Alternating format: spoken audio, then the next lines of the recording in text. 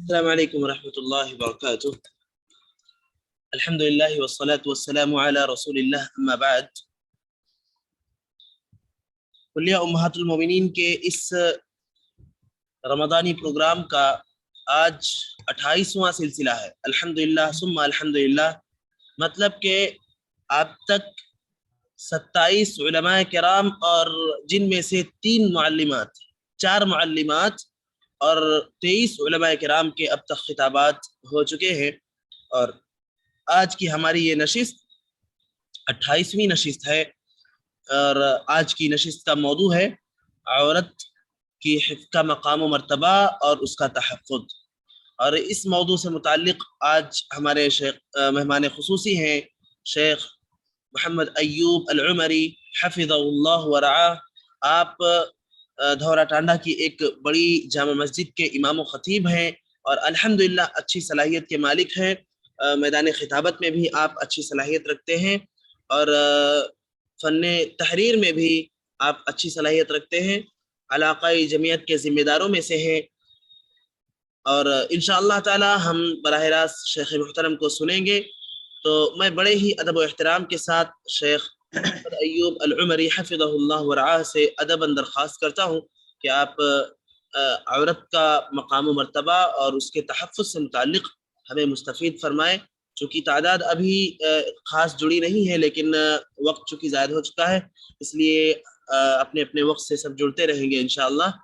میں شیخ محترم سے گزارش کرتا ہوں کہ آپ اس موضوع سے متعلق ہمیں مستفید فرمائیں، فلیتفضل مشکورا۔ السلام علیکم ورحمۃ اللہ وبرکاتہ۔ الحمد للہ نحمده ونستعینه ونستغفره ونعوذ باللہ من شرور انفسنا ومن سیئات اعمالنا، من يهده الله فلا مضل له ومن يضلل فلا هادي له، واشهد ان لا اله الا الله واشهد ان محمدا عبده ورسوله، اما بعد فإن خير الحديث كتاب الله وخير الهدي هدي محمد صلى الله عليه وسلم، وشر الأمور محدثاتها وكل محدثة بدعة وكل بدعة ضلالة وكل ضلالة في النار، فأعوذ بالله من الشيطان الرجيم، بسم الله الرحمن الرحيم، يا أيها الذين آمنوا اتقوا الله حق تقاته ولا تموتن إلا وأنتم مسلمون، يا أيها الناس اتقوا ربكم الذي خلقكم من نفس واحدة وخلق منها زوجها وبث منهما رجالا كثيرا ونساء تساءلون به إن الله كان عليكم رقيبا، يا أيها الذين آمنوا اتقوا الله حديدا يصلح لكم أعمالكم ويغفر لكم ذنوبكم، ومن يطع الله ورسوله فقد فاز فوزا عظيما، وقال الله تبارك وتعالى في موضع آخر، وإذا بشر أحدهم بالأنثى ظل وجهه مسودا وهو كظيم يتوارى من القوم من سوء ما بشر به أيمسكه على هون أم يدسه في التراب،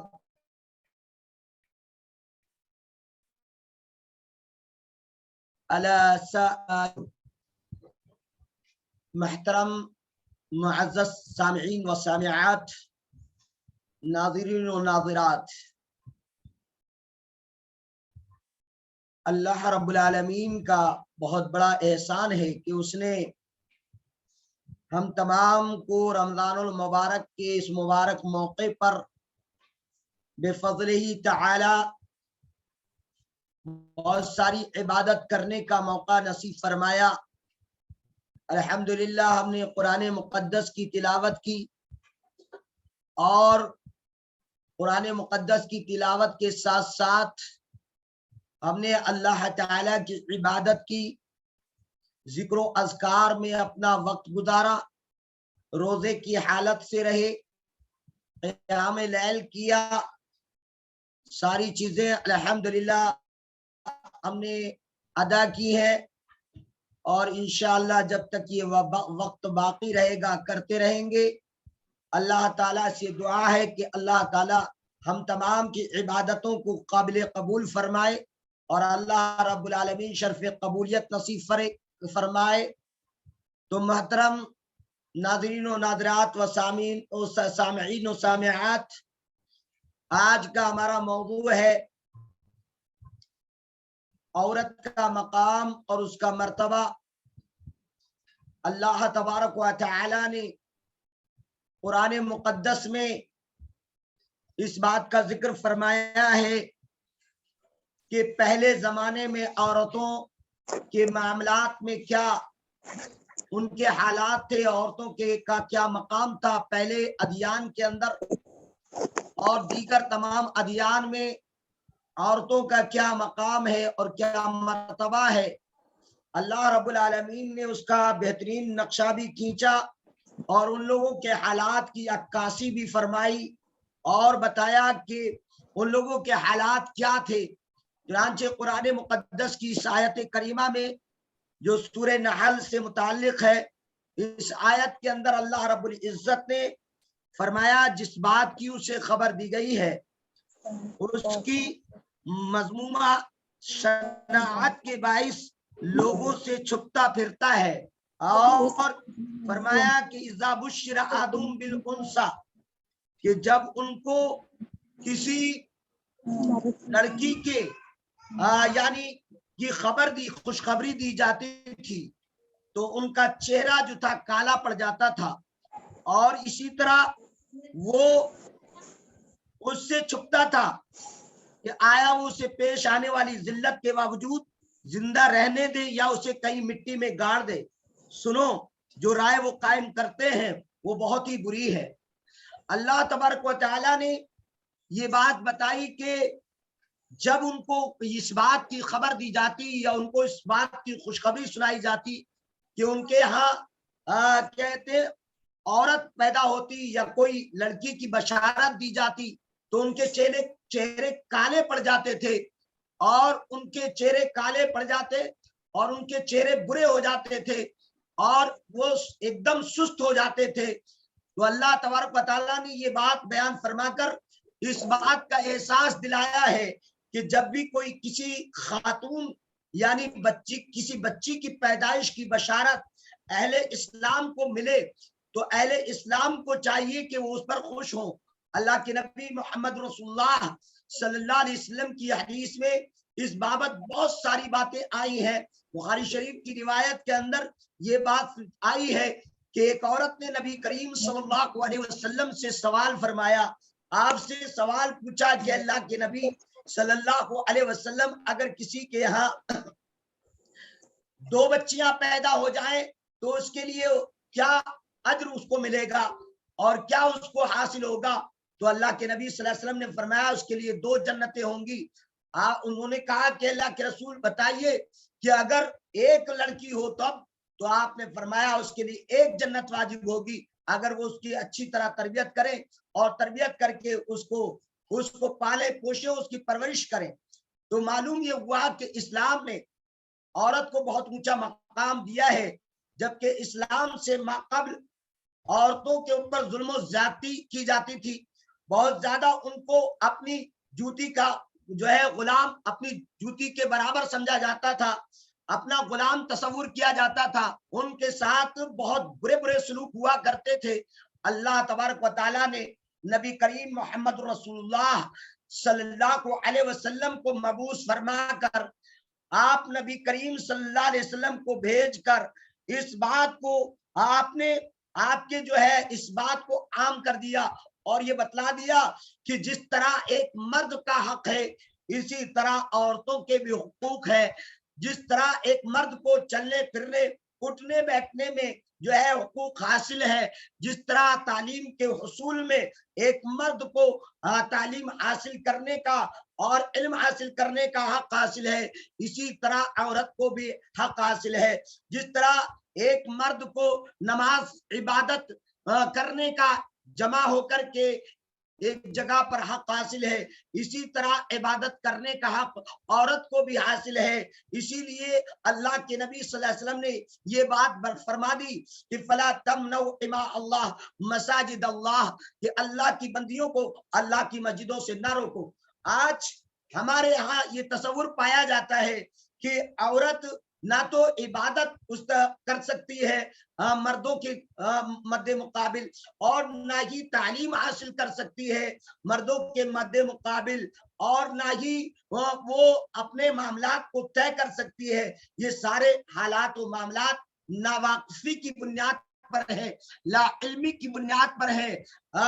کم نالج کی بنیاد پر ہے، اور کم تعلیم کی بنیاد پر ہے۔ اگر ان کو تعلیم، اگر ان کو معلوم ہوتا ان کا کہ معاملات ان کے پاس ہوتے، نالج ہوتی، تو یہ کبھی اپنی عورتوں کو اللہ کی مسجدوں سے بھی نہیں روکتے۔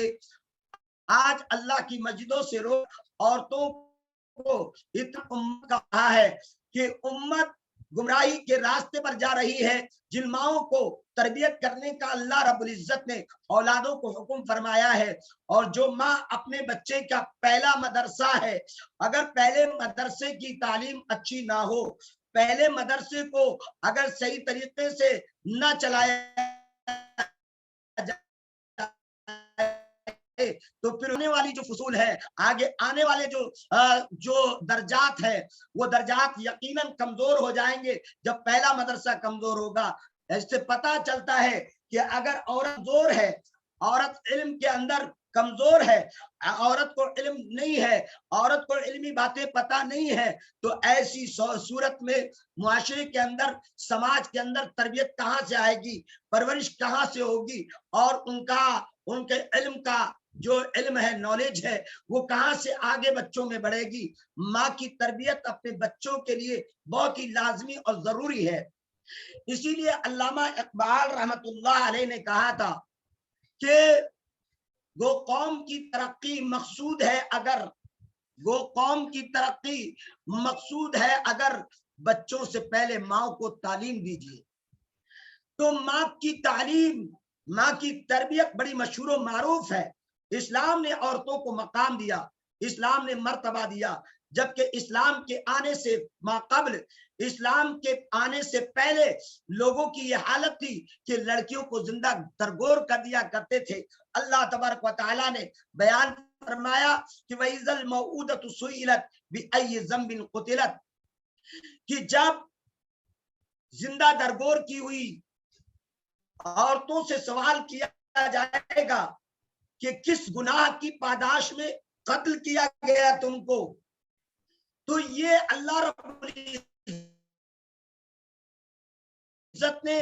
یہ بات جاہلی کی طرف اشارہ فرمایا ہے، اور یہ بات بیان فرمائی ہے کہ نبی کریم صلی اللہ علیہ وسلم کی بعثت سے پہلے عورتوں کے ساتھ کیا سلوک ہوا کرتا تھا، عورتوں کو کس طرح ذلیل کیا جاتا تھا، عورتوں کو اپنی جوتی کی نوک پہ کیسے رکھا جاتا تھا، عورتوں کے ساتھ کیا کیا بدسلوکیاں ہوتی تھی، ان سب کا تذکرہ اللہ رب العالمین نے اپنے نبی محمد رسول اللہ صلی اللہ علیہ وسلم سے فرما دیا۔ اور صحابہ کرام رضوان اللہ علیہ مجمعین کے درمیان وہ سارے معاملات آئے بھی۔ زمانے جاہلیت میں لڑکیوں کو زندہ درگور کر دیا جاتا تھا۔ وجہ کیا تھی، سبب کیا تھا، معاملہ کیا تھا کہ جس کی وجہ سے لڑکیوں کو زندہ دفن کیا جاتا تھا؟ سبب یہ تھا کہ وہ لوگ اکثر جنگوں میں شریک ہوا کرتے تھے۔ ایک قبیلہ دوسرے قبیلے کے ساتھ جو ہے لڑائی کرتا تھا، ایک قبیلہ دوسرے قبیلے کے ساتھ جھگڑا کرتا تھا، ایک قبیلہ دوسرے قبیلے کے ساتھ مار کا آرائی کرتا تھا۔ اب اگر لڑکیاں ایک تو ان کے اوپر بوجھ بن جاتی تھی، ان کی تربیت ان کے لیے بوجھ بن جاتی تھی، اور اسی طرح ان کو یہ شرم اور یہ عار تھی کہ ہماری بچی ہمارے قبیلے سے نکل کر کسی اور جگہ جائے گی تو ہماری بے عزتی ہو جائے گی، ہم ذلیل ہو جائیں گے، ہم رسوا ہو جائیں گے، ہم کسی کو داماد بنائیں گے، ہماری طاقت کا فقدان ہو جائے گا، ہماری طاقت کی، ہماری قوت کی کمزوری کا سبب ہماری لڑکی ہوگی۔ اس بنیاد پر وہ اپنے بنا کو پتا ہے کہ بخاری شریف کے اندر امام بخاری رحمت اللہ علیہ نے ایک قصے کو بیان فرمایا ہے جو قیس بن عاصم رضی اللہ تعالیٰ عنہ سے متعلق ہے۔ حضرت قیس بن عاصم رضی اللہ تعالیٰ عنہ اللہ کے رسول صلی اللہ علیہ وسلم کی خدمت میں تشریف لاتے ہیں اور اپنی جاہلیت کی بابت بتاتے ہیں کہ اللہ کے نبی صلی اللہ علیہ وسلم میرے پاس ایک چھوٹی سی بچی تھی، کہا کہ میں کہیں سفر پر تھا کہ میری بچی کی پیدائش ہوئی، ماں نے اس وجہ سے چھپا لیا کہ میں اس سے قبل اپنی 9 بچیوں کو زندہ دفن کر چکا تھا۔ 10ویں بچی تھی، یہ 10ویں بچی تھی، اور اس بچی کو ماں نے چھپا لیا کہ وہ جب کھیلنے آئی میرے گھر پر تو میں نے دیکھا کہ یہ تو میری مشابہت رکھتی ہے۔ میں نے بیوی سے سوال کیا، پہلے تو وہ ایسے ہی ٹالتی رہی، لیکن اس کے بعد ایک دن یہ پتا چلا کہ یہ میری ہی بیٹی ہے۔ میں نے اپنی بیوی سے کہا کہ اس کو ہم پالیں گے، پوشیں گے، پرورش کریں گے، اس کی تربیت کریں گے، اس کو بہت زیادہ اچھے طریقے سے رکھیں گے۔ خیر کچھ دنوں تک میں پیار محبت کی باتیں کرتا رہا۔ میری بیوی سمجھی کہ شاید کہ دل میں ان کے رحم آ گیا ہے، چنانچہ میں نے دیکھا پھر میرے دماغ کے اندر کچھ دنوں بچی بڑے اچھے طریقے سے گھر میں رہنے لگی، اور میرے دماغ میں پھر وہی فطور آیا کہ کل کو مجھے پھر اس کو داماد بنانا، کسی کو داماد بنانا پڑے گا، اور مجھے ذلت اٹھانی پڑے گی اس لڑکی کے ذریعے۔ اور میں نے اپنی بچی کو کے لیے اپنی بیوی سے کہا کہ اس کو تیار کر دو۔ بیوی نے کہا کیا بات ہے؟ کہا تیار کر دو۔ وہ سمجھی کہ مہمانی کے لیے لے کے جا رہے ہیں، چنانچہ تیار کیا گیا اور لڑکی کو ساتھ میں لیا، پھوڑا پہلے ہی تیار کر کے رکھ دیا، کدال تیار کر کے رکھ دیا کڑا کرنے کے لیے، اور جنگل کی طرف لے کے چل دیا۔ اور خوب دور جب جنگل میں نکل گیا، بیابان میں چلا گیا، تو وہاں جانے کے بعد ایک گڑھا کھودا۔ میں گڑھا کھود رہا ہوں، میری ننھی سی منی سی بچی اپنے گڑھا کھودتے وقت جو مٹی میرے اوپر گر رہی ہے، اس مٹی کو اپنے ننھے ہاتھوں سے ہٹاتی ہے، دور کرتی ہے اور سوال کرتی ہے کہ ابا جان یہ آپ کیا کر رہے ہیں، یہاں پر یہ گڑھا کیوں کھود رہے ہیں؟ میں اس کے سوال کا کوئی جواب نہیں دیتا ہوں اور گڑھا کھودتا رہتا ہوں، یہاں تک کہ جب گڑھا تیار ہو جاتا ہے تو اس میں اپنی ننھی منی ہوں، جب اس گڑھے کے اندر ڈالتا ہوں تو بچی کہتی ہے ابا جان یہ کیا کر رہے ہیں؟ مٹی پاٹتا ہوں، مٹی پاٹتا ہوں، یہاں تک کہ اس کے گلے تک پہنچ جاتی ہے۔ بچی بار بار کہتی ہے کہ ابا جان مجھے کیوں دبا رہے ہیں، مجھے کیوں دفن کر رہے ہیں، مجھے کیوں، آخر میری کیا خطا ہے؟ بچی کو کی ایک بات نہیں سنتا ہوں، یہاں تک کہ میں پوری مٹی اس کے سر تک ڈالتا ہوں، اس کی آخری آہ ہوتی ہے آہ ابا جان۔ اللہ کے رسول محمد رسول اللہ صلی اللہ علیہ وسلم نے جب اس واقعے کو سنا تو آپ نبی کریم صلی اللہ علیہ وسلم کی آنکھوں سے آنسو چھلک گئے، آپ کی داڑھی مبارک تر ہونے لگی۔ آپ نبی کریم صلی اللہ علیہ وسلم نے فرمایا کہ ایک بار اور سناؤ اس واقعے کو۔ پھر سنایا گیا، پھر اس کے بعد آپ صلی اللہ علیہ وسلم روتے رہے، آپ کی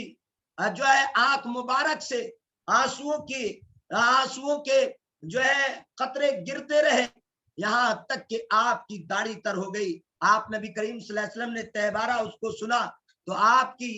داڑھی سے آنسو ٹپکنا شروع ہو گئے، اتنا آپ روئے۔ اور اللہ تبارک و تعالیٰ نے قرآن میں یہی بات بیان فرمائی کہ وَإِذَا الْمَوْءُودَةُ سُئِلَتْ بِأَيِّ ذَنبٍ قُتِلَتْ، جب زندہ دفن کی ہوئی لڑکیوں سے پوچھا جائے گا کہ تم کو کس گناہ کی پاداش میں قتل کیا گیا تھا،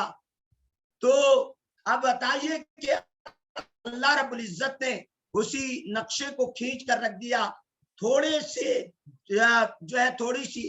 جملے میں اللہ تعالیٰ نے پورے واقعے کو سمیٹ دیا کہ وَإِذَا الْمَوْءُودَةُ سُئِلَتْ بِأَيِّ ذَنبٍ قُتِلَتْ، جب زندہ دفن کی ہوئی لڑکی سے پوچھا جائے گا کہ تم کو کس گناہ کی پاداش میں قتل کیا گیا تھا، تو اس وقت ان کے ماں باپ جنہوں نے ان کو دفن کیا ہوگا وہ کیا جواب دیں گے اللہ کے سامنے، اللہ تعالیٰ کے سامنے؟ صحابی رسول इस वाक़े को बयान करते हुए कहते हैं कि अल्लाह के रसूल, क्या अब मुझे अल्लाह माफ कर देगा? अल्लाह के रसूल मोहम्मद रसूलुल्लाह सल्लल्लाहु अलैहि वसल्लम फरमाते हैं कि अल इस्लाम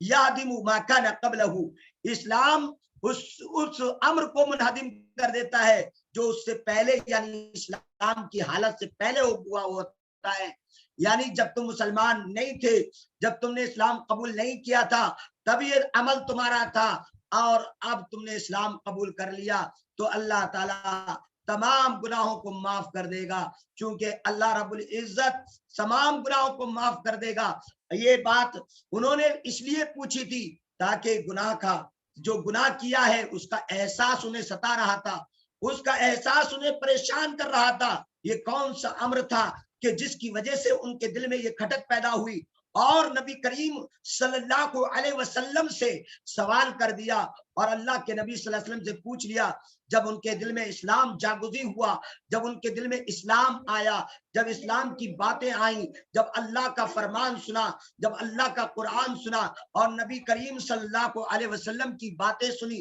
तो उसके बाद उनको एहसास हो गया कि अल्लाह के नबी मोहम्मद रसूलुल्लाह सल्लल्लाहु अलैहि वसल्लम जो पैगाम लेकर के आए हैं, जिस पैगाम को आप आम कर रहे हैं, कहीं ऐसा ना हो कि मैं भी इस बुनियाद पर आखिरत में पकड़ा जाऊं। सवाल कर लिया, तो उस सवाल का जवाब अल्लाह तबारक व तआला ने, बैटरी लो हो रही है, इसका लगा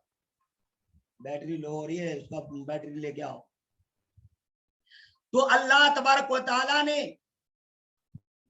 अल्लाह तबारक व तआला के पास मैं क्या जवाब दूंगा? वही एहसास ने उनको खटखटाया, और जब खटखटाया तो फिर उसके बाद नबी से सवाल कर लिया। पता चला कि अल्लाह के रसूल सल्लल्लाहु अलैहि वसल्लम ने औरतों के मकाम और उसके मर्तबे को उजागर भी फरमाया, और आप नबी करीम सल्लल्लाहु अलैहि वसल्लम ने तालीम भी दी। आप नबी करीम सल्लल्लाहु अलैहि वसल्लम ने बताया भी कि देखो, दुनिया के अंदर कुछ नहीं रखा है, अपनी औलादों के हुकूक को समझो और अपनी औलादों को समझ कर चलो, और उनके मकाम और उनके मर्तबे को समझो। अगर तुमने उनके मकाम और उनके मर्तबे को समझा तो फिर उसके बाद अल्लाह तबारक व तआला के यहाँ तुम भी ऊंचा मकाम पाओगे, तुम भी अल्लाह ताला के यहाँ बेहतरीन मकाम हासिल करोगे। तो मोहतरम सामीईन और सामिआत, अल्लाह रब्बुल इज्जत ने अपने नबी मोहम्मद रसूलुल्लाह सल्लल्लाहु अलैहि वसल्लम को औरतों के मकाम के सिलसिले में आगाह कर दिया, और कहा कि जिस तरह एक मर्द को इल्म हासिल करने का हक हासिल है, उसी तरह औरत को भी इल्म हासिल करने का हक है। जिस तरह एक मर्द को अच्छी चीजें खाने पीने का हक है, इसी तरह एक औरत को भी अच्छी चीजें खाने का हक है। अल्लाह के नबी सल्लल्लाहु अलैहि वसल्लम ने इसीलिए तो शौहरों को ये तलकीन फरमाई कि जो तुम खाते हो वो तुम अपनी बीवी को खिलाओ, और जो तुम पहनते हो वो तुम अपनी बीवी को पहनाओ। यानी जिस तरह तुम अच्छा पहनना अपने लिए पसंद करते हो, जिस तरह अच्छा खाना तुम अपने लिए पसंद करते हो, उसी तरह अपनी बीवियों के लिए भी पसंद फरमाओ। ये मकाम दिया इस्लाम ने, ये मर्तबा दिया इस्लाम ने। और इस्लाम से माक़बल औरतों के साथ बदसलूकी का वो मंजर था कि जब औरत को हैज आता था तो लोग उनसे बिल्कुल जुदा रहते थे, दूर रहते थे, बल्कि उनके लिए घर अलग बनाते थे, उनके लिए अलग झोपड़ी तैयार करते, और उसमें कुछ दिनों के लिए, जितने दिन वो औरत इस हालत में होती, जब तक कि वो पाक नहीं होती, तब तक उस औरत को वहां पर अलग मिट्टी के बर्तनों में और न जाने कौन कौन से बर्तनों में खाने दिए जाते थे। अलग उसको जानवर की हैसियत से समझा जाता था। कोई उससे, इस्लाम से माक़बल कोई औरत को शैतान तस्वुर करता था, इस्लाम से माक़बल कोई औरत को जो है सांप से ताबीर करता था, इस्लाम से माक़बल कोई औरत को जो है बहुत डेंजर और बहुत खतरनाक समझता था। गर्ज ये कि औरतों का कोई मकाम नहीं था, औरतों का कोई मर्तबा नहीं था, औरतों के साथ जुल्म ज्यादती होती थी, औरतों को अपनी बांदी समझा जाता था, औरत के साथ बदसलूकी का वो मंजर होता था कि औरत को यानी हाथ और पांव को बांध दिया जाता, उनकी पिटाइयां की जाती थी। और इसी तरह नहीं बल्कि उसके साथ बदसलूकी को जो है बदसलूकी को रवा समझा जाता था,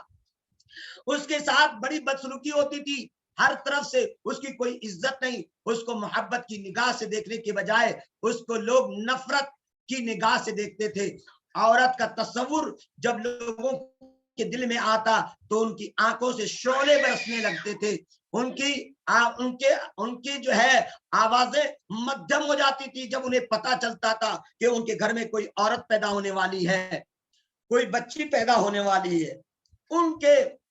دل اور دماغ ہل جاتے تھے۔ لیکن جب اللہ کا دین آیا، محمد رسول اللہ صلی اللہ علیہ وسلم کو اللہ نے مبعوث فرمایا، اللہ رب العالمین نے، تو اللہ کے نبی صلی اللہ علیہ وسلم نے ان کے نفوس کا تزکیہ کیا۔ والذی بعث فی الامیین رسولا منہم یتلو علیہم آیاتہ ویزکیہم ویعلمہم الکتاب والحکمہ وان کانوا من قبل لفی ضلال مبین۔ آپ کو پتا ہے کہ اللہ نبی صلی اللہ علیہ وسلم کو اللہ تعالیٰ نے جو ہے امیین کے اندر بھیجا، والذی بعث فی الامیین رسولا منہم، انہی میں سے ایک رسول کو، یتلو علیہم آیاتہ، جو ان کے اوپر اللہ کی آیات کی تلاوت کرتا ہے، یتلو علیہم آیاتہ ویزکیہم، اور ان کے نفس کو پاک کرتا ہے۔ پتا ہے کہ یتلو علیہم آیاتی کا کیا مطلب ہے؟ یتلو علیہ آیاتی، علیہم آیاتی کا مطلب یہ ہے کہ اللہ رب العالمین کے قرآن کی جو آیتیں نازل ہوتی، ان میں جو اوامر اور جو احکام نازل ہوتے اور جو فضائل ہو اللہ تعالیٰ بتاتا، ان سب سے آگاہی نبی کریم صلی اللہ علیہ وسلم فرماتے اور ان سب کو وہ سناتے۔ ان کے دل کی دنیا بدل جاتی، ان کے دل کی دنیا بدل جاتی۔ وہ سوئے ہوئے تھے، اللہ نے انہیں اللہ کی آیات سے جگا دیا۔ اللہ نے وہ حکمت کی باتیں نہیں سمجھتے تھے، وہ ان کے اندر کوئی حکمت نہیں تھی، اللہ نے حکمت کی باتیں انہیں سکھا دی۔ اور یتلو علیہم آیاتہ ویزکیہم، اور ان کے نفس کا تزکیہ کیا۔ ان کے نفس بہت ناپاک تھے، ان کے نفس خباثت سے بھرے ہوئے تھے، ان کے نفس میں غلاظتیں بھری ہوئی تھی،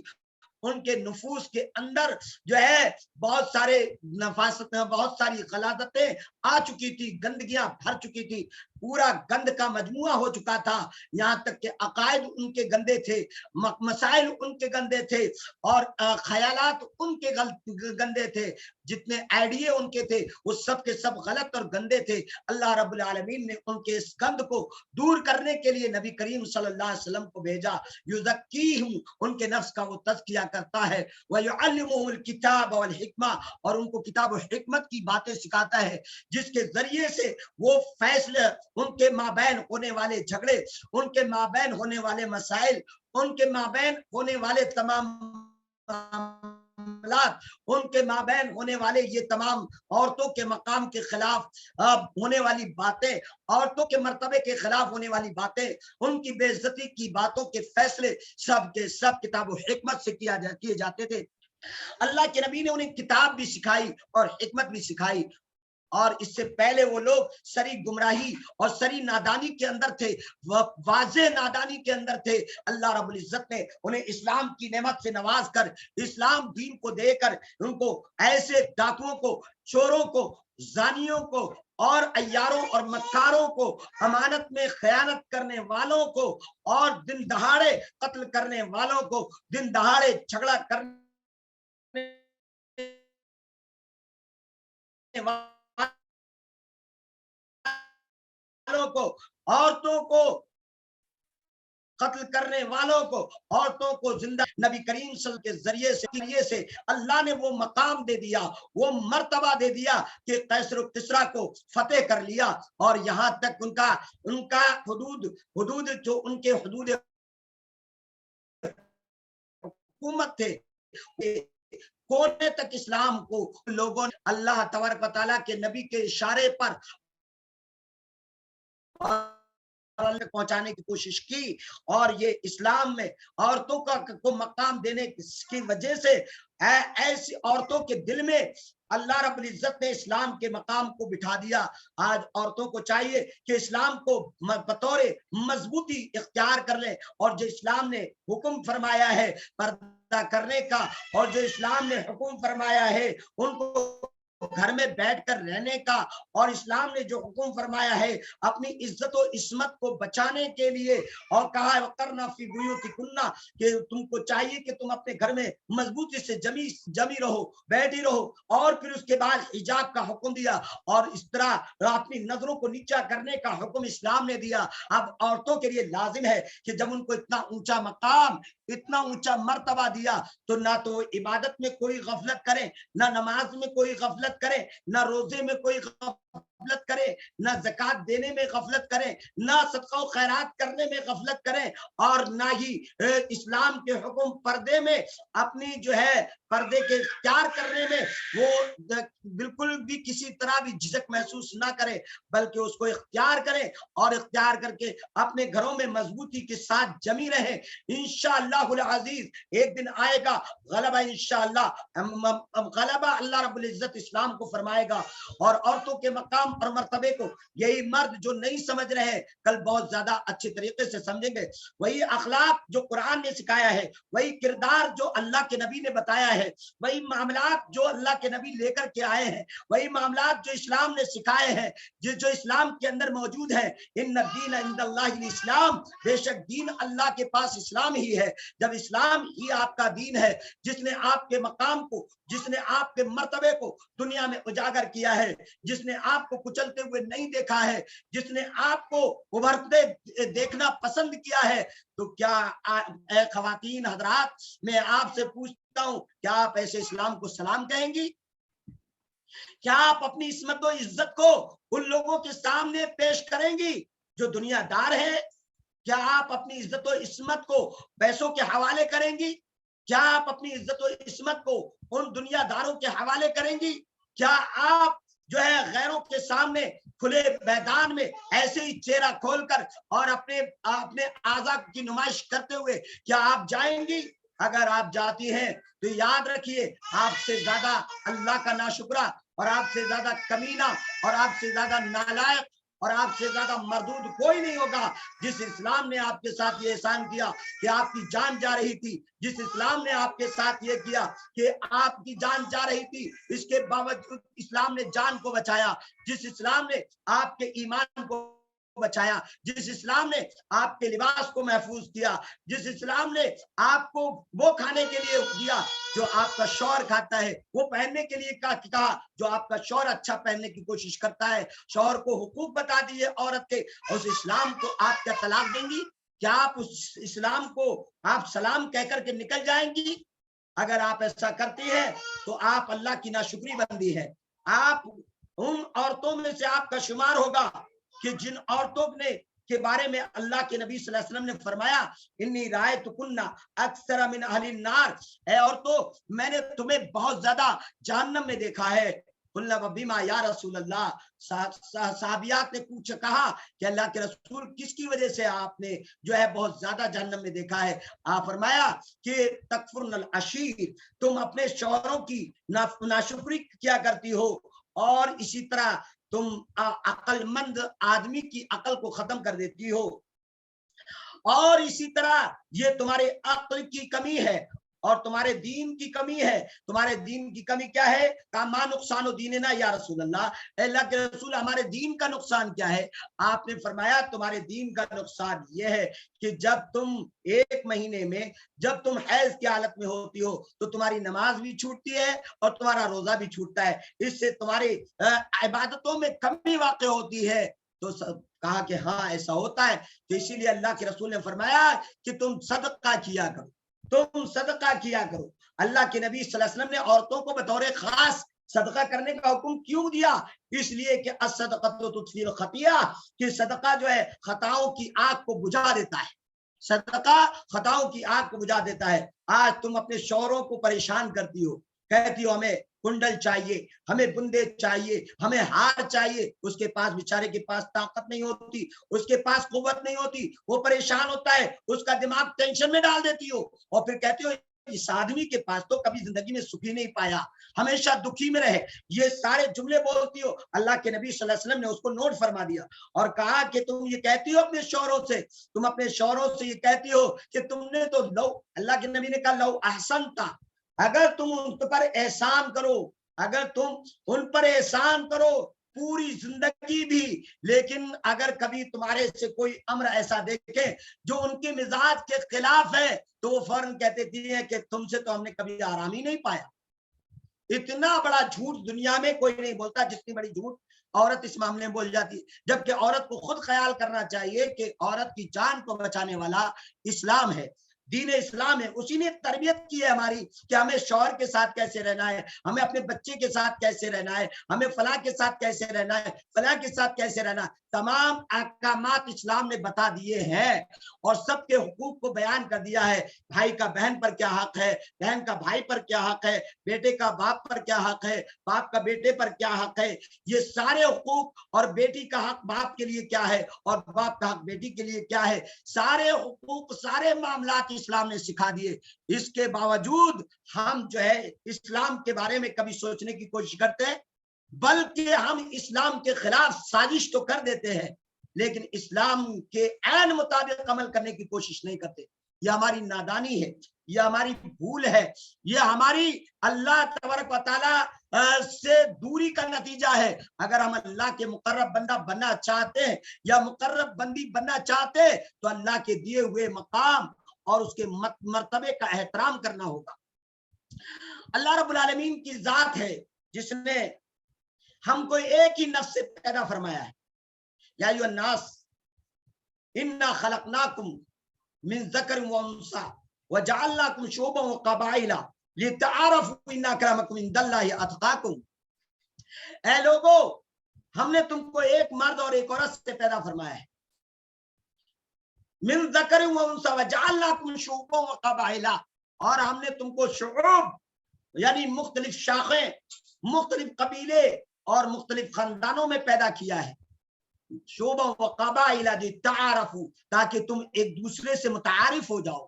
تاکہ ایک دوسرے کا انٹروڈکشن ہو جائے، تاکہ ایک دوسرے کی پہچان، ایک دوسرے کا پریچے ہو جائے، تاکہ ایک دوسرے کی پہچان ہو جائے۔ اس لیے تم کو قبیلے اور خاندانوں میں تقسیم کیا ہے، اس لیے نہیں کہ تو انصاری ہے تو انصاری کا نکاح عباسی سے نہیں ہو سکتا، عباسی کا نکاح انصاری سے نہیں ہو سکتا، یا میواتی کا نکاح انصاری سے نہیں ہو سکتا، یا بنجارے کا نکاح انصاری سے نہیں ہو سکتا، یا فلاں کا دھنے سے نہیں ہو سکتا، اس کا اس سے نہیں ہو سکتا۔ اس لیے پیدا نہیں کیا ہے، اللہ نے متعارف ہونے کے لیے پیدا کیا ہے، کام و کاج کی اعتبار سے یہ تعارف بتایا ہے، لیکن ان اکرمکم عند اللہ اتقاکم، تم میں سب سے بہتر باعزت اور شرف و بزرگی والا وہ ہے جو تم میں سب سے زیادہ متقی، سب سے زیادہ پرہیزگار، سب سے زیادہ اللہ سے ڈرنے والا، چاہے وہ بندہ ہو یا بندی۔ لہذا اسلام نے عورت کو بڑا عظیم مقام دیا ہے، اور اسلام نے جب عورت کو عظیم مقام دیا ہے، اگر میں آپ کو کوئی گفٹ دوں، اگر میں آپ کو کوئی تحفہ دوں، اور تحفہ بھی ایسا دوں کہ دنیا میں آپ کو وہ تحفہ کوئی اور نہ دے، تو پھر اس کے بعد آپ میرا احسان مانیں گے، آپ میرا کہنا مانیں گے، آپ میری بات مانیں گے یا نہیں مانیں گے؟ تو آپ کہیں گے، آپ کا جواب ہوگا، میرا یہ سوال ہے، آپ کا یہ جواب ہوگا کہ آپ اگر ہمیں ایسا تحفہ اور ایسا گفٹ دیں جس میں ہماری حیات ہے، جس میں ہماری زندگی کے لیے ایک سٹائل ہے، جس میں ہماری زندگی کے لیے بہترین نمونہ ہے، جس میں ہماری زندگی کے لیے راحت ہے، جس کے اندر ہماری زندگی، جس کے اندر ہمارے لیے ہماری زندگی کے لیے ایک جو ہے بہترین ہمارے لیے سکون ہے، تسکین ہے، اطمینان ہے، چین ہے، یہ ساری چیزیں ہیں، تو آپ بتائیے ہم آپ یہ کہیں گے کہ ہم آپ کا شکریہ ادا کریں گے؟ ایسا تحفہ، ایسی چیز اگر آپ ہم کو عنایت کر دیتے ہیں، ایسا تحفہ اگر آپ ہم کو دے دیتے ہیں تو جس میں ہماری لائف بن جاتی ہے، جس میں ہماری زندگی بن جاتی ہے، تو ہم آپ کا زندگی بھر شکریہ ادا کریں گے۔ آپ جو کہیں گے وہ کریں گے، آپ جو بتائیں گے وہ کریں گے۔ یہ ساری چیزیں جب آپ کرنے کے لیے ایک انسان کے لیے تیار ہو جاتے ہیں تو اللہ تبارک و تعالیٰ نے اپنے بندیوں کو یہ ایک عظیم تحفہ دیا ہے کہ اس کی بندیوں کو زندہ درگور ہونے سے بچا لیا، ان کی اللہ نے اپنی بندیوں کو کی عزت کروائی، اللہ نے اپنی بندیوں کی عزت کی حفاظت کر لی اور ان کا مقام و مرتبہ واضح کر دیا۔ جب اللہ نے یہ سارے مقام اور مرتبوں کی وضاحت فرما دی اور جب اللہ نے اتنا بڑا مقام عورتوں کو دے دیا، خواتین کو اتنا اونچا مقام عطا کر دیا، تو اب خواتین کا کیا فرض بنتا ہے کہ خواتین اسلام کے بتائے ہوئے عوامل پر، اسلام کے بتائے ہوئے احکامات پر، اسلام کے بتائے ہوئے مسائل پر اسی طرح چلے جس طرح اللہ نے اور اس کے رسول نے ان کو حکم فرمایا ہے۔ لیکن نہیں، خواتین اسلام تو اپنی عزت کی حفاظت نہیں کریں گی۔ انہیں نے تو قسم کھائی ہے کہ جب عید کا موقع آئے گا تو بازاروں میں بے پردگی سے جائیں گی، لالی لپسٹک لگا کے جائیں گی، اور لپسٹک کبھی اپنے شوہر کے سامنے نہیں لگائیں گی، اپنے شوہر کے سامنے خوشبو نہیں لگائیں گی، اپنے شوہر کی کو خوش کرنے کے لیے نہیں کریں گی، بلکہ غیروں کو خوش کرنے کے لیے کریں گی۔ اللہ نے آپ کو اس لیے نہیں پیدا کیا کہ آپ غیروں کو خوش کریں، اللہ نے آپ کو اس لیے پیدا کیا ہے کہ آپ اپنے شوہر کو خوش کریں۔ اگر آپ نے شوہر کو خوش کر دیا تو وہ آپ کی جنت ہے، اگر آپ نے شوہر کو ناراض کر دیا تو وہ آپ کی دوزخ ہے۔ یہ بات یاد رکھیے۔ اس لحاظ سے اسلام نے یہ بات کا حکم دیا ہے کہ آپ عزت سے رہنا سیکھیں، اپنی عصمت کو محفوظ رکھیں، غیروں کے سامنے اپنی نظروں کو جھکا کے رکھیں اور اپنی نظریں پست کریں، اور اتنی میٹھی آواز میں غیروں کے سامنے نہ بولیں کہ وہ لالچ کرنے لگے کہ کہیں یہ عورت مجھے حاصل ہو جائے، یا اس سے میں عشق معاشقہ کر لوں، یا اس سے عشق کے جنون میں پھنس جاؤں۔ اس طریقے کی حالتیں وہ پیدا اور طاری نہ کر لے۔ لا تخضعن بالقول، کہا کہ اپنی بات میں کبھی لچک پیدا مت کرنا،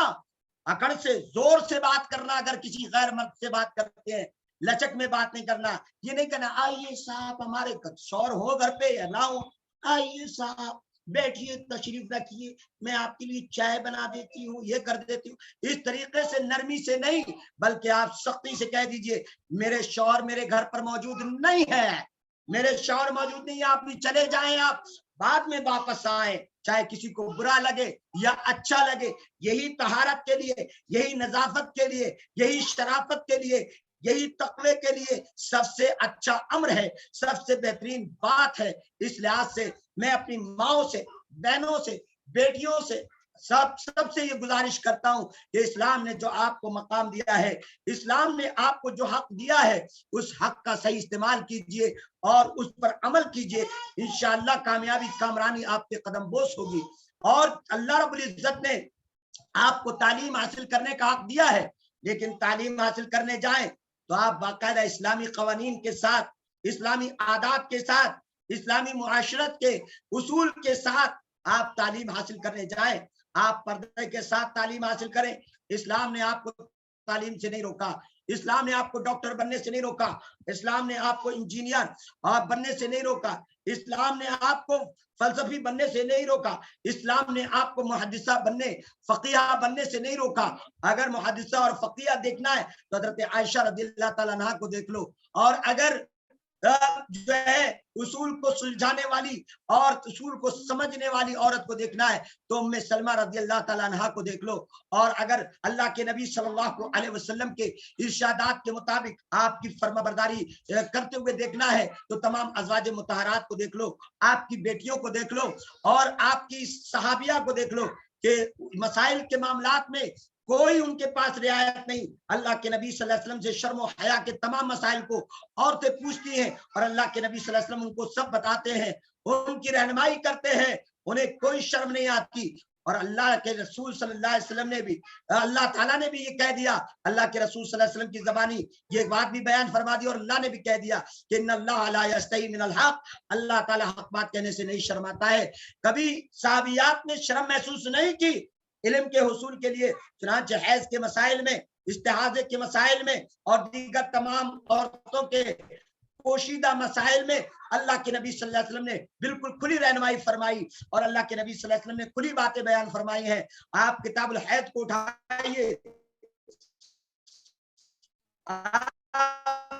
باب الاستحاضہ کو اٹھائیے، آپ دیگر اور تمام عورتوں کے متعلق جو وہابیات نے اللہ کے نبی صلی اللہ علیہ وسلم کی، اسی لیے امام بخاری رحمۃ اللہ علیہ نے ایک باب ہی باندھا ہے، اور وہ باب باندھا ہے کہ علم کو حاصل کرنے کے لیے شرم کی کوئی ضرورت نہیں ہے، علم کو حاصل وہی کر سکتا ہے جس کو شرم نہ ہو، علم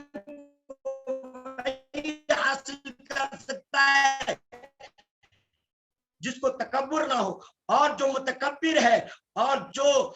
شرم کر اللہ کے نبی محمد رسول اللہ صلی اللہ علیہ وسلم کے مسائل کو استحادے کے مسائل، ان اللہ لا یستحی من الحق، اللہ حق بات کہنے سے نہیں شرماتا ہے، ان تمام مسائل کو سیکھیے، سمجھیے اور پھر اس پر عمل کیجئے۔ یہ سارے عمل کرنے کے لیے کہ حیض کے حالت میں کیا عورت اپنے شوہر سے ملاقات کر سکتی ہے یا نہیں کر سکتی ہے، اور استحادے کی حالت میں نماز پڑھے گی یا نہیں پڑھے گی، یہ سارے مسائل کا سیکھنا عورتوں کے لیے لازم اور ضروری ہے، کیونکہ اسلام نے انہیں رہنمائی کی ہے، اس اسلام نے جس اسلام نے ان کے مقام اور مرتبے کو اونچا کیا ہے، بلند کیا ہے، اور اللہ رب العزت نے عورتوں کے مقام کی طرف جو ہے دھیان دلایا ہے۔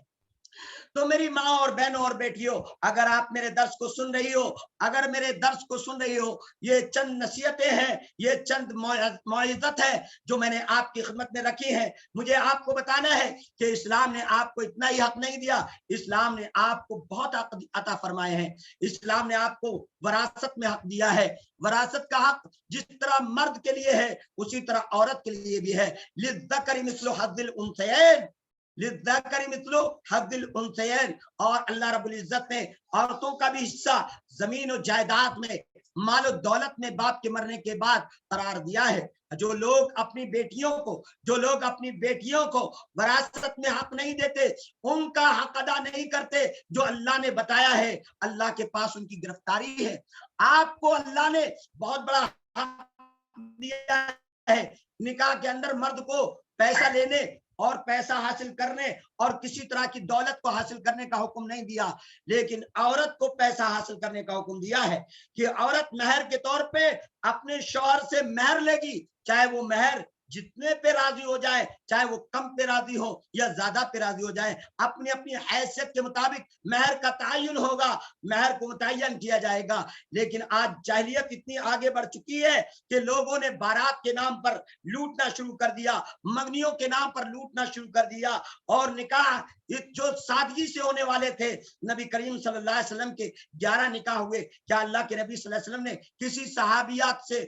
کسی بھی ازواج مطہرات سے یہ سوال کیا کہ تم مجھے جہیز دو، اپنے گھر سے اتنے پیسے لاؤ، اپنے گھر سے اتنا وہ لاؤ؟ یہ کبھی حکم نہیں دیا اللہ کے نبی صلی اللہ علیہ وسلم نے۔ نبی کے صحابہ نے کبھی جہیز کے اوپر دھیان نہیں دیا، کبھی یہ بات نہیں کی۔ تو آج جو معاشرہ جاہلیت کی رسموں پر چل رہا ہے، ان رسموں کو توڑنا اور ان کو ہٹانا آپ کی بھی ذمہ داری ہے۔ لیکن آج خواتین کا معاملہ یہ ہو گیا ہے کہ بڑی سے بڑی عالمہ ہوتی ہے، معلمہ ہوتی ہے، پھر بھی اپنے باپ سے مطالبہ کرتی ہے کہ مجھے اتنا جہیز چاہیے، مجھے اتنا روپیہ چاہیے، مجھے اتنا پیسہ چاہیے۔ نہیں نہیں، باپ کے مرنے کے بعد جس طرح باپ کے مرنے کے بعد جس طرح بیٹے کا حق ہے، اسی طرح بیٹیوں کا حق بھی وراثت میں ہے۔ جتنا اللہ نے بیٹیوں کو حق دیا ہے اتنا حق دینا ہے، اور جو کوئی نہیں دیتا وہ مردود ہے، وہ اللہ کے یہاں اس کی پکڑ ہوگی، اللہ کے یہاں اس کی گرفت ہوگی، وہ اللہ کے یہاں حقوق کے معاملے میں پکڑا جائے گا۔ اور یاد رکھیے، جب تک کہ حقوق العباد کو جب تک کہ بندہ معاف نہیں کر دیتا، اللہ معاف کرنے کے لیے تیار نہیں ہے۔ یہ معاشرہ کہاں جا رہا ہے؟ اس معاشرے کو سمجھانا، اس کو سلجھانا ایک ماں اور ایک بیٹی اور ایک بہن اور ایک خالہ اور ایک پھوپھی کا حق بنتا ہے۔ لیکن ہم نے یہ دیکھا کہ جتنا اسلام نے آپ کو مقام دیا، جتنا اسلام نے آپ کو مرتبہ دیا، جتنا اسلام نے آپ کو اونچا اٹھایا، اتنا ہی آپ اسلام کو نیچا کرنے کی کوشش کرتی ہیں۔ جتنے رسم و رواج شادیوں میں، بیاہ میں، جتنے بھی رسم و رواج نکلتے ہیں، وہ سب میں ہاتھ عورت کا رہتا ہے، خاتون کا رہتا ہے، عورت ہی نکالتی ہے رسمیں۔ میرا لڑکا ہے، ارے میرا لڑکا تو بنو بن کے جائے گا، ٹھنو بن کے جائے گا، میرا لڑکا دولہا بن کے جائے گا، پولا بن کے جائے گا، اور ایسا دولہا اور پولا بنے گا کہ ہاتھی پہ بیٹھ کے جائے گا کہ گھوڑے پہ چڑھ کے جائے گا۔ کہ اس کے ہار ڈلے ہوں گے، کہ اس کے چہرے پر ہار لگے ہوں گے، اور جب تک اس کو سجایا نہیں جائے گا، بینڈ جب تک بجایا نہیں جائے گا، تب تک اس عورت کا دل خوش نہیں ہوگا، اس ماں کا دل خوش نہیں ہوگا۔ کیسی امت مسلمہ کی بیٹی ہے تو، کیسی اسلام کی شہزادی ہے تو، کیسی اسلام کی ماننے والی ہے تو، کہ اسلام نے تجھے زندہ دفن ہونے سے بچا لیا، اسلام نے تیرا مقام اور مرتبہ اونچا کیا، اور تو بدعات کا حکم دیتی ہے، رسم و رواج کا حکم دیتی ہے۔ لعنت ہو ایسی عورتوں پر۔ اللہ سے دعا ہے کہ اللہ رب العالمین ہم تمام کو، اللہ تبارک و تعالی، کوئی سوال کر رہے ہیں کیا؟ ہاتھ اٹھایا ہے کسی صاحب نے، اگر کوئی سوال ہو تو بات نہیں کر سکتے۔ نہیں شیخ کوئی اللہ مسئلہ تبارک و تعالیٰ نے ہم تمام کو حکم دیا ہے، بارات کی کوئی شکل اسلام میں نہیں، یہ سب اور ہندوانہ رسم و رواج ہے۔ اسلام نے سادہ سمپل نکاح کرنے کا حکم دیا، باپ اپنی بیٹی کا نکاح پڑھا سکتا ہے۔ بتائیں آپ کو، الحمدللہ میں نے اپنی لخت جگر نور نظر کا نکاح خود پڑھایا ہے، خود پڑھایا ہے بے فضلہ تعالی۔ میں نے اپنی بیٹی کا، اور بغیر جہیز، بغیر لین دین، بغیر کسی کھانے پینے کے میں نے اپنی بیٹی کا نکاح کیا بے فضلہ تعالی۔ اور اس بات پر اگر کسی کو یقین نہ ہو تو میری بستی میں آ کر کے پوچھ لے، سوال کر لے۔ تو میرے دوستوں، عزیز ساتھیوں، اور اسی طرح ماؤں بہنوں اور بیٹیوں، اسلام نے ہمیں جو مقام دیا ہے، جو مرتبہ دیا ہے، اس کو پہچاننے کی ضرورت ہے۔ اور خواتین کو تو بالخصوص اللہ اور اس کے رسول پر چلنے کا حکم، اللہ اور اس کے رسول کے حکم پر چلنے کا جو ہے، خواتین کو جو حق دیا گیا ہے، تو وہ زیادہ ہی زیادہ انہیں چاہیے کہ وہ اس بات کو سمجھے کہ ان کو مقام اور مرتبہ کہاں سے حاصل ہوا، ان کو یہ چیز کہاں سے حاصل ہوئی۔ اس لحاظ سے خواتین کو تو اور ان باتوں میں نہیں آنا چاہیے، اور خواتین کو ایسے بدعات، ایسے رسومات، ایسے رسم و رواج کو مٹانا چاہیے۔ ہماری عزت کا تحفظ اسلام میں ہی ہے، ہماری ماں بہنوں کی عزت کا تحفظ اسلام میں ہی۔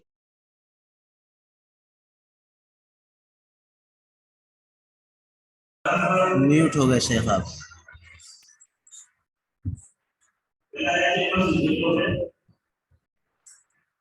شیخ آپ میوٹ ہو گئے ہیں۔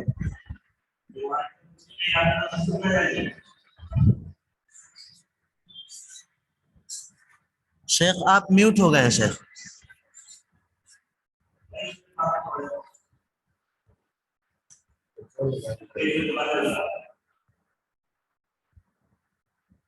میوٹ ہو گئے ہیں شیخ آپ۔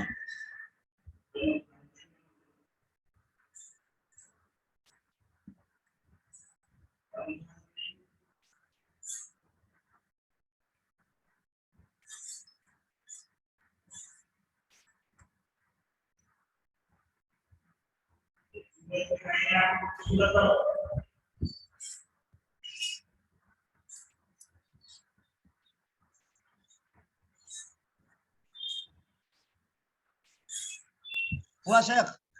جی الحمدللہ اب ہو گئے۔ جی تو آخر میں دعا کر رہا تھا، اللہ تعالیٰ سے میں دعا گو ہوں۔ جی شیخ،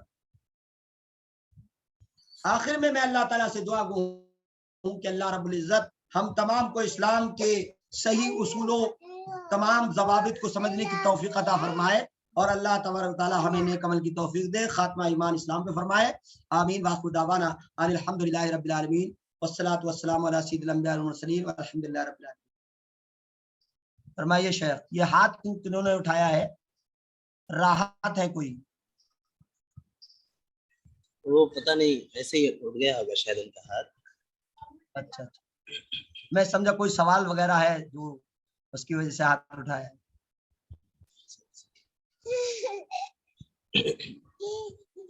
آدھا گھنٹہ ہو گیا شیخ؟ الحمدللہ وقت تو ہوا بہتر، ایک دو سوال کر لیتے ہیں شیخ۔ جی پہلا سوال یہ کہ خواتین، قرآن مجید اور دینی علوم سے خواتین کو بے انتہا دور کر دیا جاتا ہے۔ دینی علوم اور قرآن مجید کی تعلیم سے خواتین کو دور کر دیا جاتا ہے مختلف بہانے بنا کر، تو آواز اٹک رہی ہے شیخ۔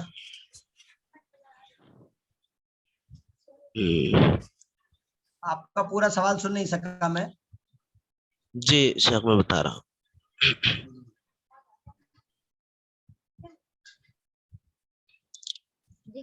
ہم یہ کہہ رہے ہیں شیخ کہ دینی علوم اور قرآنی تعلیمات سے خواتین کو مختلف بہانے بتا کر یعنی دور کر دیا جاتا ہے، تو اس کا کیا حل ہوگا اور کس طریقے سے اس معاملے کی اصلاح ہو پائے گی؟ ایک بار آپ خواتین تعلیم کی حقدار نہیں ہے اس قسم کی باتیں کر کے. جی جی دیکھیے، اللہ تبارک و تعالیٰ نے قرآن مجید کے اندر جو باتیں بیان فرمائی ہیں، وَعَلَّمَكُم مَّا لَمْ تَكُونُوا تَعْلَمُونَ، اللہ تعالیٰ نے وہ تم کو سکھایا جو تم نہیں جانتے تھے. اس میں مرد اور عورت کی کوئی تخصیص نہیں فرمائی ہے، بلکہ مردوں اور عورتوں سب کو خطاب کیا گیا ہے. اور پھر اللہ کے نبی صلی اللہ علیہ وسلم کی وہ حدیث جس میں آپ نے فرمایا کہ طلب العلم فریضۃ علی کل مسلم، کہ ہر مسلمان پر علم کا حاصل کرنا فرض ہے. تو علم کا حاصل کرنا ہر مسلمان پر فرض ہے. ہر مسلمان میں مرد بھی داخل ہے اور عورت بھی داخل ہے. تو تعلیم، دینی تعلیم کے لیے یا عصری علوم کے لیے، دونوں، حالانکہ لوگ تقسیم کرتے ہیں عصری علوم اور دینی تعلیم. عصری علوم اور دینی تعلیم دونوں ایک ہی تعلیم ہے اگر اس کو صحیح طریقے سے سمجھا جائے، چونکہ دین کے بغیر عصری علوم اور عصری علوم کے بغیر دین کا علم حاصل کرنا کہیں نہ کوئی کمی چھوڑ جاتا ہے. تو اس لحاظ سے چاہے وہ دینی تعلیم ہو چاہے وہ دنیاوی تعلیم ہو، ساری تعلیم کا حق جس طرح مرد کو حاصل ہے اسی طرح عورت کو بھی حاصل ہے، لیکن اپنے اپنے دائرۂ کار کے اندر ہے. دائرۂ کار سے مراد یہ ہے کہ عورت پردے کے ساتھ اسلام کی تعلیم کو حاصل کر سکتی ہے، جیسا کہ عائشہ رضی اللہ تعالیٰ عنہا کے پاس اصحاب النبی صلی اللہ علیہ وسلم تشریف لاتے اور جو مسئلہ درپیش ہوتا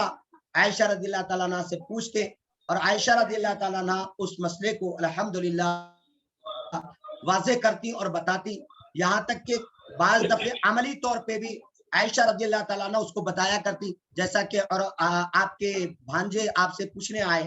تو ان کو باقاعدہ غسل کر کے بتایا کہ اللہ کے نبی صلی اللہ علیہ وسلم اس طرح غسل کیا کرتے تھے، اور پھر ان کو پردے سے غسل کیا، غسل کرنے کے بعد بتایا کہ اللہ کے نبی صلی اللہ علیہ وسلم نے غسل کا یہ معاملات بتائے ہیں. تو عورت سے بھی مسائل دریافت کیے جا سکتے ہیں، جبکہ عورت دائرۂ کار میں رہ کر اسلامی مسائل کو بتائے، اور اسلامی مسائل کو عورت سکھا بھی سکتی ہے اور مرد بھی سکھا سکتا ہے. سب کو حق حاصل ہے، کیونکہ تعلیم کے معاملے میں اللہ تعالیٰ نے مرد کی کوئی تخصیص نہیں فرمائی. اور فرمائیے شیخ. ایک مسئلہ بہت ہی اہم ہے شیخ. میری آواز آ رہی ہے؟ آ رہی ہے جی. دراصل ایک حدیث ہے کہ جس میں ہے کہ خاتون 3 گھروں کے علاوہ کہیں اور اپنے لباس کو نہیں بدل سکتی ہے. جی جی جی. تو اس کو لے کر بعض لوگ جو خواتین کی تعلیم کے قائل نہیں ہیں وہ کہتے ہیں کہ ہاسٹل وغیرہ میں خواتین کو نہیں ڈالا جا سکتا ہے، شرعی طور پر یہ درست نہیں ہوگا. اور اسی طریقے سے بس سے یا کسی بھی ذریعے سے خواتین کو یعنی بچیوں کو. تھوڑی دیر بعد بات کروں گا، ذرا ابھی میں مسائل چل رہے ہیں، تھوڑا نیٹ پہ بات چیت چل رہی ہے خواتین سے. جی بتائیے. اسی طریقے سے گھر سے اسکول یا مدرسے تک یا جو اسکول کالج جو بھی ہے اس درمیان خاتون یا لڑکیاں جو ہوتی ہیں اپنے ان کے محرم ساتھ میں نہیں ہوتے، ایک تعداد ان کی خواتین کی ہی سب رہتی ہے. تو کہتے ہیں کہ نہیں یہ بھی معاملہ ٹھیک نہیں ہے کیونکہ محرم ساتھ نہیں ہوتے. تو یہ ساری باتوں کا کیا جواب دیا جائے گا؟ دیکھیے، جو بات پہلا سوال ہے آپ کا، وہ سوال یہ ہے کہ 3 گھروں سے زائد میں عورت لباس نہیں اتار سکتی. بالکل حق ہے، صحیح ہے. اور جب ایک بچی پڑھنے کے لیے جاتی ہے اور ہاسٹل میں موجود رہتی ہے تو ہاسٹل میں وہاں پر مرد نہیں پہنچتے اور وہاں خواتین ہی خواتین یعنی لڑکیاں ہی لڑکیاں رہتی ہیں، اور اس کے ساتھ ان کے لیے باقاعدہ غسل خانے کا بھی انتظام اور سارے تمام امور ہوتے ہیں.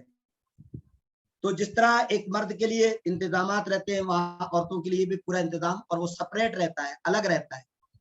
اگر ایسی جگہ ہے جہاں پر بالکل تنہائی اور الگ ہے، کسی کا گھر بھی نہیں، وہاں کوئی رہنے والا بھی نہیں، کسی کا آنا جانا بھی نہیں، تو ایسی جگہ پر کوئی ممانعت کی کوئی صورت نہیں ہے، کوئی صورت نہیں ہے. چونکہ اللہ کے نبی صلی اللہ علیہ وسلم نے اختلاط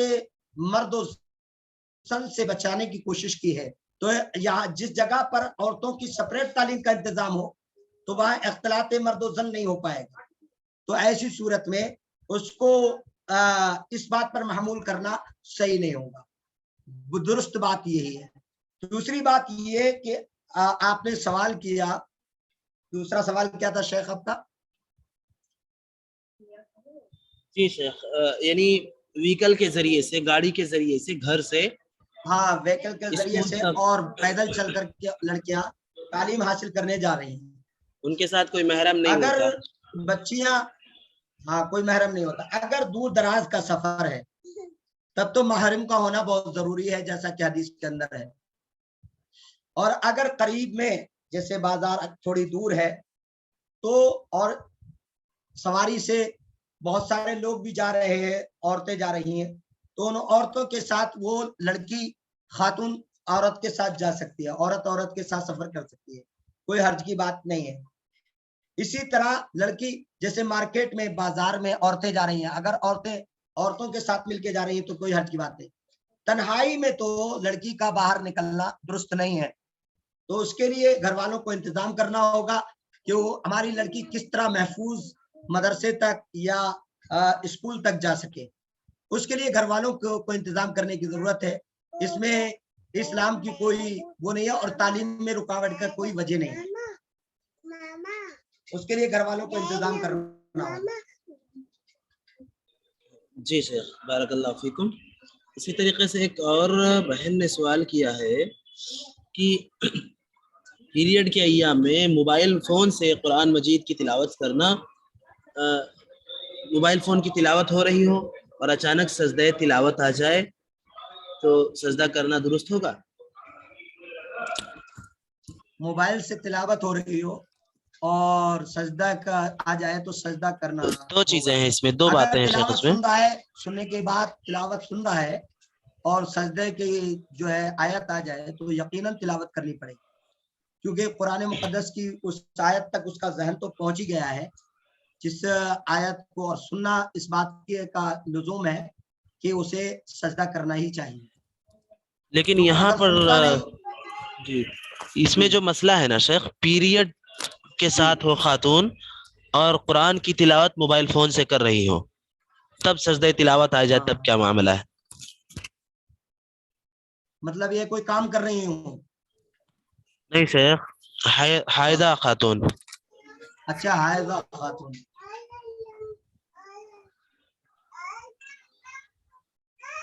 اس کے لیے حکم نہیں ہوگا. جس طرح قرآن کی تلاوت کا اس کے لیے حکم نہیں ہے, اسی طرح اس کے لیے سجدے کا بھی حکم نہیں. جی شیخ, جزاکم اللہ خیر,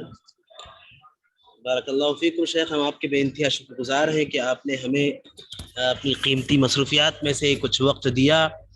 اور ہمیں مستفید کیا.